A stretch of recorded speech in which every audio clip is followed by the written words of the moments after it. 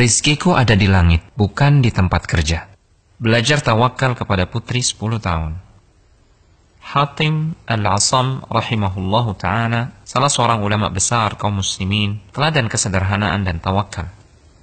Hatim rahimahullah suatu hari berkata kepada istri dan 9 putrinya, bahwa ia akan pergi untuk menuntut ilmu.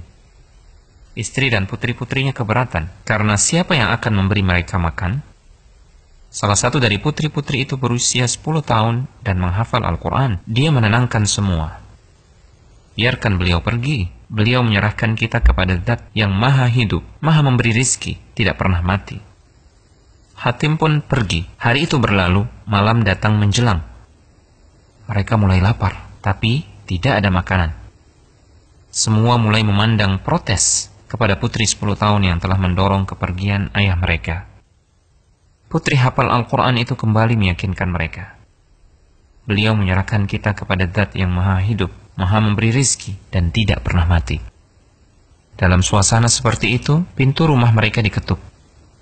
Pintu dibuka, terlihat para penunggang kuda. Mereka bertanya, "Adakah air di rumah kalian?" Penghuni rumah menjawab, "Ya, kami memang tidak punya apa-apa kecuali air." Air dihidangkan, menghilangkan dahaga mereka. Pemimpin penunggang kuda itu pun bertanya, "Rumah siapa ini?" Penghuni rumah menjawab, "Hatim Al-Asam." Penunggang kuda terkejut. "Hatim, ulama besar kaum muslimin?" Penunggang kuda itu mengeluarkan sebuah kantong berisi uang dan dilemparkan ke dalam rumah.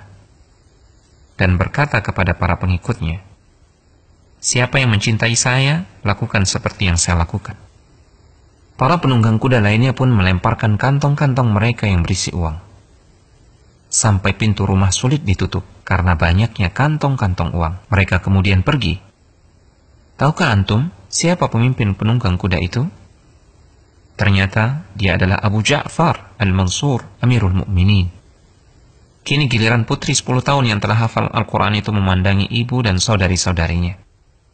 Dia memberikan pelajaran akidah yang sangat mahal sambil menangis. Dia berkata, "Jika satu pandangan makhluk bisa mencukupi kita, maka bagaimana jika yang memandang kita adalah Al-Khaliq? Terima kasih nak, kau telah mengingat kami yang dominasi kegelisahannya hanya urusan dunia. Hingga lupa ada Al-Hayyur Razzaq, hingga lupa jaminannya. Dan di langitlah rizki kalian, bukan di pekerjaan, bukan di bank, bukan di kebun, bukan di toko, tapi di langit. Hingga kami lupa tugas besar akhirat.